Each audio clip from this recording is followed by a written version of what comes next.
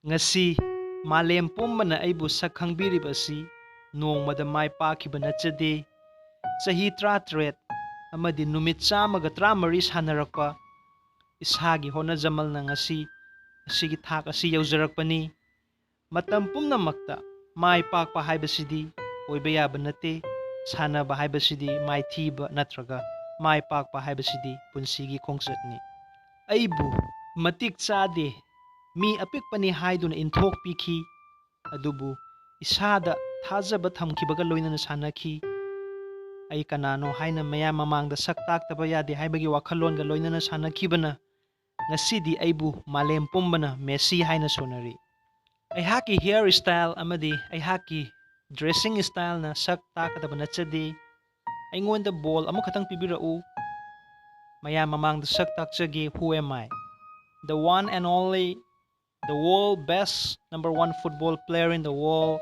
that is Lionel Messi. Very good day. Aigi nungsizaraba iramdam Manipur, Assam, Tripura, amadi Nordiski nungsizaraba viewer mayambu Request Technique channel gi maigaidagi khoiramjari. Ngasigi video asidagi khangbigani madudi class 5 fawbatang tamkiba angang amana karamna malem pumbada saktakhiba Karamba makhalgi anaba narabasu football sanaba lepkhidaba Barcelona club khaktagi oina sanakhiba amadi atopa club ta yaukidabagi maram government Messi gi ming asida rule khara thamkhiba life journey awards luxury life car private jets maram aduna video asi haubadagi loiba fawbatang yengbiyu amadi hana channel asi subscribe tawbikradi thank you so much tawbidragadi please subscribe ki red button adu nambiyu all bell button su nambiyu loinana WhatsApp Facebook group tasu video si share tawbiyu amadi video gi marakta advertisement utpirabasu skip tawbidana loiba fawbatang yengbiyu Messi gi asengba maming Lionel Andres Messi miyamna Messi Dona Leo Atomic Flea haina su khangnei June gi tang kunmari ing sok lising amaga chamapan ga marfutreta Rosario Argentina da pokhirami hauzik mahaki sahi 13 sure mapabunggi mamingna George Messi amadi mamagi mamingna Celia machin maupa marini mayamba ani amadi machanupi amani Messi na ahum subani Lionel Messi gi family asi middle class ni mapabung adu steel factory da thabak tawrami amadi mama adu magnet manufacturing adu da thabak tawkhirami imung manung football yam pamjaba family ama oikhirami Messi su piklingai dagi football pamjaba maramna mayamba aniga amadi laikai gi angang mayamga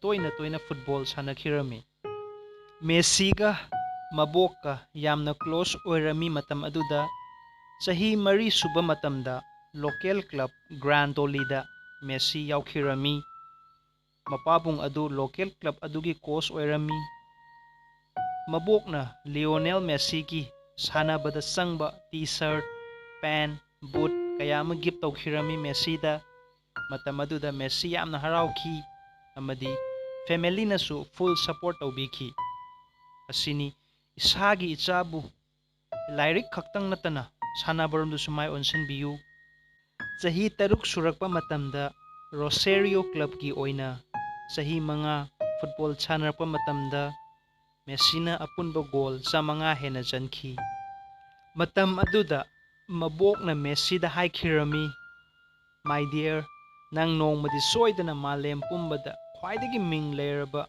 footballer ama oirakani haina ahan na piba bor lem na mangde haiduni adubu chahi khargi matung yamna nuwaitaba thodok amada mabok adu ana ayek yaurappadagi laikhiramde mabok laikhidabagi paw adu tabada Messi yamna thamoi sokhi yamna su kapkhi adubu miyoiba haibasi onadaba yade haibagi wakhalda football adu yamna pungning changna sanakhi aigi nungsizaraba viewer mayamna khangbibra Messi na goal chanba khuding makut ani adu thangatlaga mathakta yengkhatpagi maram adugi maramdi mahakna yamna nungsijaba amadi yamna ningjaba mabok adu goal chanbu khuding ningsingbani. Messi na chahi 10 surakpa matamda yamna achauba anaba growth hormone deficiency haiba anaba adu nakhirami. Anaba asi body asigi height growth wangkhatpa ngamdaba anabani. Matam aduda anaba asi sale yamna changbana around $1,000 per month, that is in Indian rupees 75,000 per month. Hidak si chahi amarom sizinakadabani adubu selgi awaba amadi family gi condition weak oibana imung manung adu matam aduda Messi gi damakta yamna waki. September tha ing sok lising anida Messi gi anabagi pau adu tabada Barcelona club ki team director Shirley Messi gi mama amadi mapa adu unaba lakhirami amadi Messi gi anabada changadaba sel khudingmak Barcelona club na loina puthoksagi adubu Messi Spain da chatlaga Barcelona club ki oina sanabagi wafam adu thamki. Messi gi mama mapa adu upai leitaba amadi sel gi awaba oibana Spain aduda lakhirami.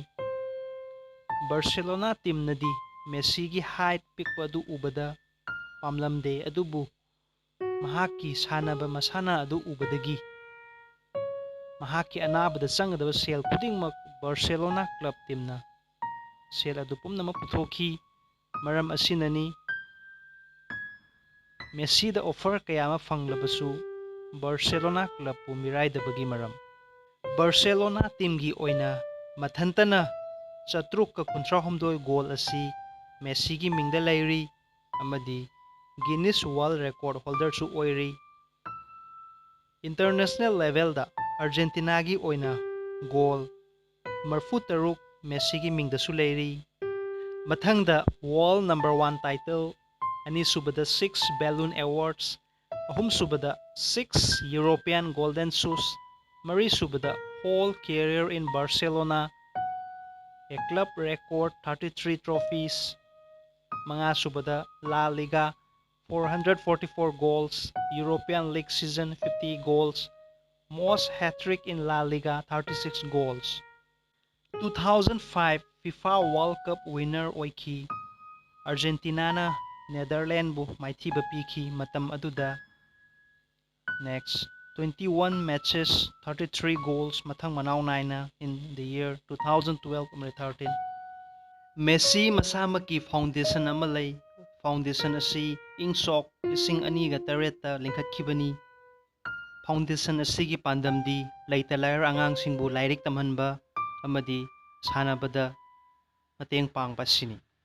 Marak thatna aihaki atopa YouTube channel Enriquez Education asibusu yengbiu amadi please subscribe tawbiu.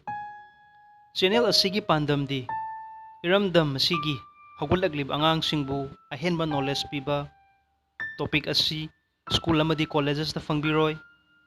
Maramaduna hojik yengbiriba video asigi makhadi yauriba description asigi link asida fangbigani. Messi gi loina bigi mingna Antonella Messi amadi machanupa ahum lay. Messi gi annual income asi $13 million. Instagram dagi $45 million in Indian rupees 300 crore tali. Instagram da post ama upload tawba matamda $1 million charge lawi in Indian rupees 8 crore.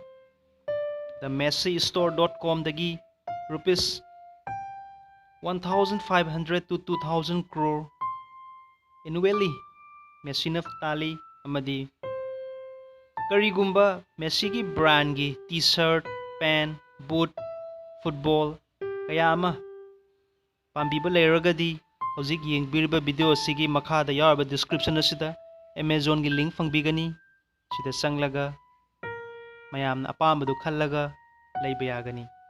Masamaki Messi hotels and restaurants ulay amadi total net worth for Messi is $400 million in Indian rupees 3,700 crore.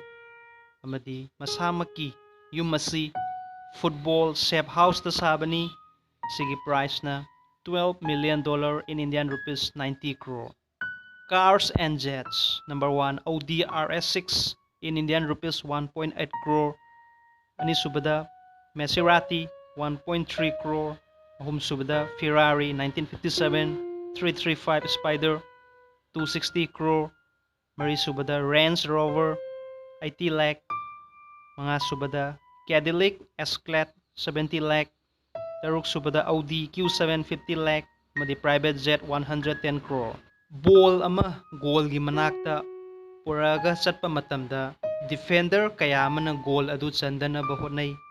Adubu haisingba technique sizinaraga goal adu challi asini punsi haibasi punsida fataba mi namthagi haina khanba mi kaya ama mayoknagani fangnagani. Mayam asi mayoknaba ngamba mi aduni punsida mai paklibasi. Miyoibana hingli faubadi nungaitaba awaba pendaba asum fangnagani madi laigani. Asibu mayoknaraga pallaliba miyoi singni hojik malem asida itihas iribasi.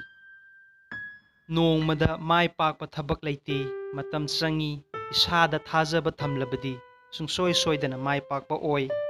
Argentina governmentna Messi haiba ming asi hojik hogotlaglib angangsingda thonba yadre maramdi Messi haiba ming asi asuki matik yamkhibana governmentda document subada yamna problem orakpana angangi ming asi hojik Messi haina thonba yakhidabani. Aigi nungsizaraba iramdam Manipur, Assam, Tripura amadi North-Eastta leiriba viewer mayamna Messi dagi ahenba footballer kayama puthokminasi wakhalon asiga loinana Request Technique channel asibu hana subscribe tawbikradi. Thank you so much.